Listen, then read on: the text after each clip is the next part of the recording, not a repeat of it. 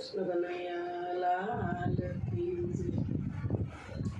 આપણે છોડીને છોકરાને હગે કરીએ એટલે સારું હોય તો એમ થાય કે મારા મા બાપે જેવા મસ્ત આપણને સારી જગ્યાએ એનો છે બરાબર.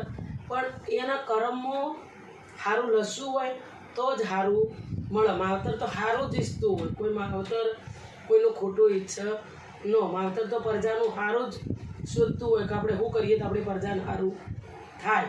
પણ એના કર્મમાં લસું હોય એ ભોગવવું જ પડે.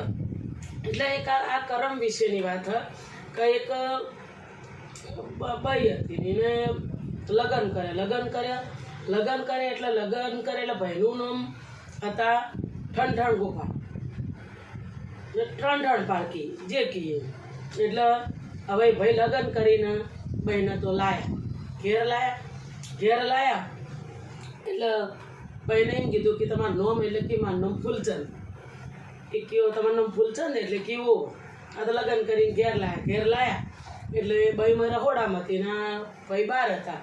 અને કે એના ભાઈબંધ હશે કે કોઈ જૂનું ઓળખાણવાળું આયા કે ભાઈ ઠંઠણ પાળશે.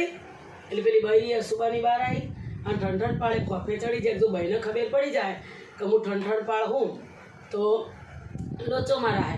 એટલે કે ભાઈ કોઈ હોય ઠંઠણ પાળ નહીં. એટલે ભાઈ તો હંતાઈ જાય. ભાઈ ભાઈ આવી કે ઠંઠણ પાળનું ઘર નહીં, આ તો ફૂલચંદભાઈનું ઘર છે. એટલે એમ કરીને પેલા તો હેડ એટલે આ ઠંઠણ પાળ તો ધડમ ધડ ચેડી પહોંચ્યા.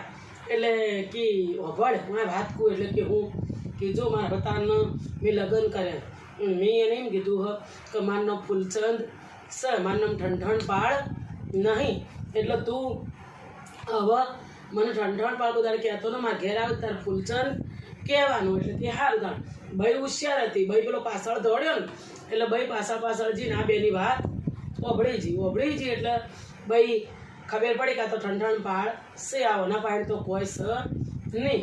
ભાઈ ઓભળી જઈ એટલે ભાઈ પેલા ઘેર આવ્યા. એટલે કે મારે તમને હવે રહેવું નહીં. એટલે કે ચમ કે તું તો ઠંઠણ પાળશે.